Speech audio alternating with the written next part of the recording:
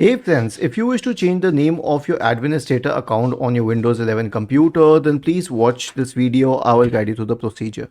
Now here's one thing, you can only change the name of the administrator account on Windows 11 through which you are logged in. Let me show you. Right click on the start button and select settings.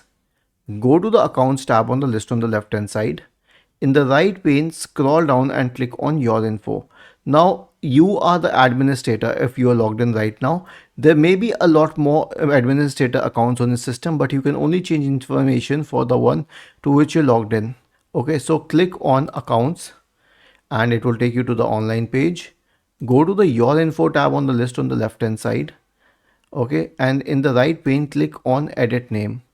So I will edit my name and then I will try to enter the captcha. This is usually very difficult, at least for me. So I'll click on save and let's see if it helps. And yes, my name has been changed. Was this helpful? If yes, then please subscribe to the channel, and if not, then let us know in the comment section of this video on how we could help you further. Thank you for watching this video and have a nice day.